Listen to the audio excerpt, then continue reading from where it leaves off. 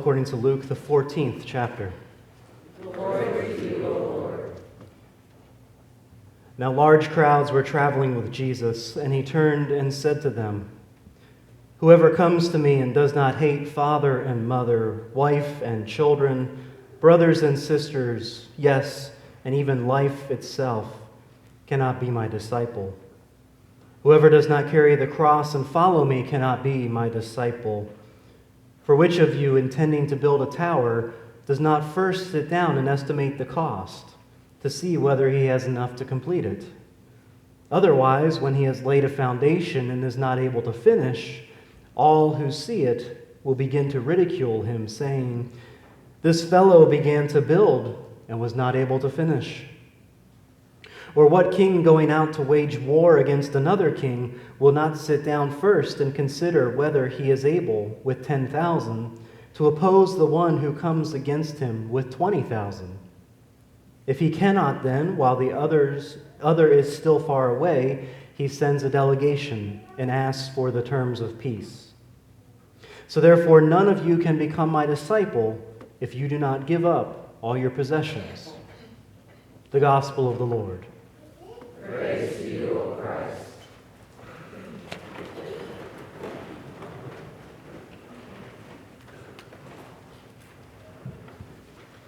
Another fair has come and gone. We gathered with friends and family, and I'm sure tons of people we didn't know. We rode rides. I didn't do that.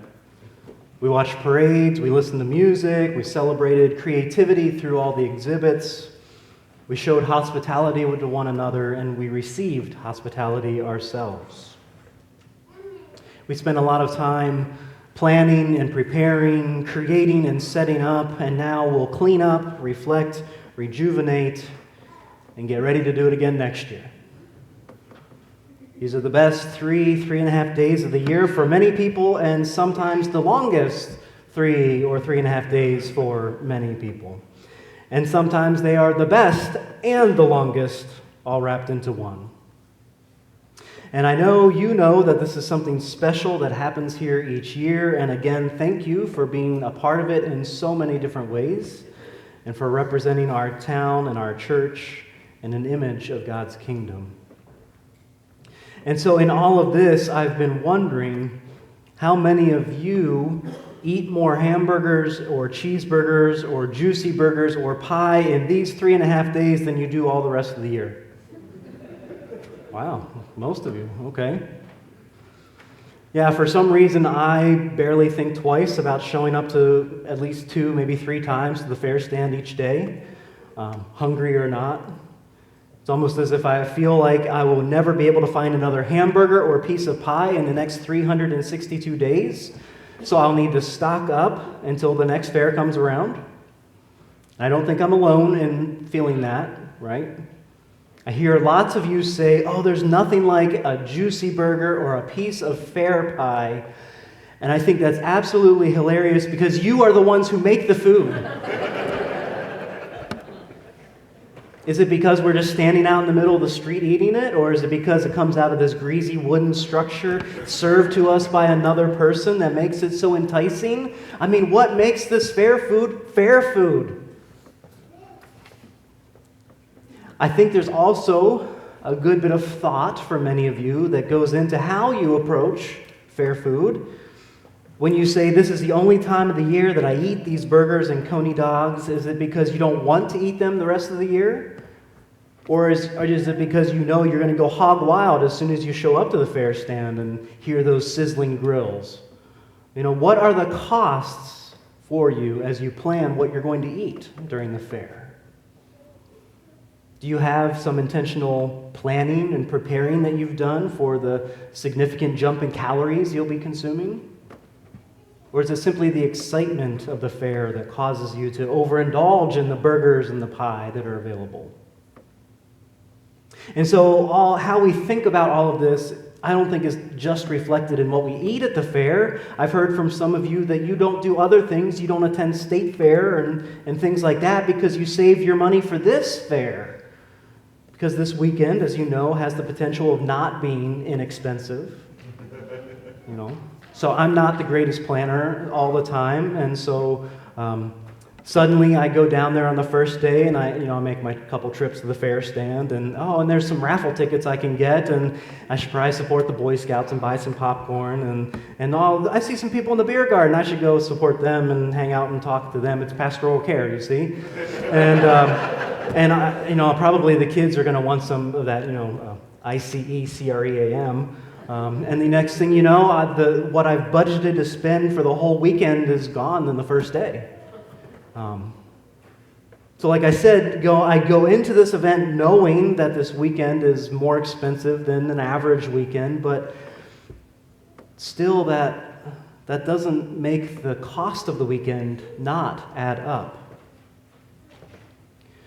Well, as you can tell, I'm a bit fair-brained at the moment. It's what's on my mind, but I think, because it's on most of your minds too, it gives us a good framework to think about what Jesus is talking to us about in our gospel lesson. Because I doubt this is one of those go-to passages for many people with the whole, hating family and hating life and carrying the cross and giving up all your possessions. But I think there's one line in there that helps us really dig in and see the point that Jesus is trying to get across. It's that sentence that says, "For which of you intending to build a tower does not first sit down and estimate the cost to see whether he has enough to complete it?" What is the cost of doing whatever it is you're going to do? In this frank little address to the crowds who are following Jesus, he asks them, what are you willing to sacrifice in order to follow me and be my disciple? What is your level of investment here with me? Because just so you know, he reminds them, this way of life can be costly. And I believe, whether we're intentional about it or not, this is a question that we ask ourselves in literally everything that we do. Okay, for example, if you've ever had the experience of going to buy a car, generally if you walk into the dealership, there's 3 general questions they're going to ask you. Okay, are you looking for a car, an SUV, or a truck? Do you have a particular brand in mind? And then the kicker, how much are you willing to spend? How much are you willing to spend? How much of your resources are you willing to part with to get what you want? How many resources, whether it be money or time or creative energy or whatever things you have stored up, are you willing to exchange for something that you want or need to do or to buy? That's what I was thinking about with the fair earlier.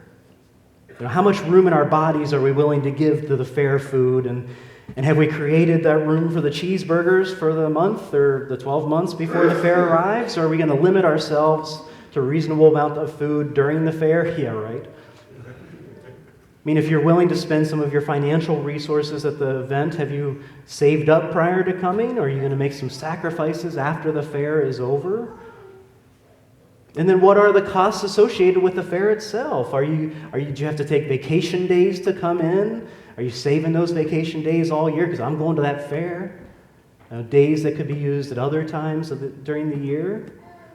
Are you going to enter items into the fair to be judged, taking that time to bake and can and garden and brew and draw and paint and photograph? And what's the cost of doing a float each year? The cost of materials, the volunteer time to fluff and pleat and glue and assemble. And is the return of what we do, the beauty of another creation, the fellowship, the continuing of a tradition, the community spirit, is it worth it?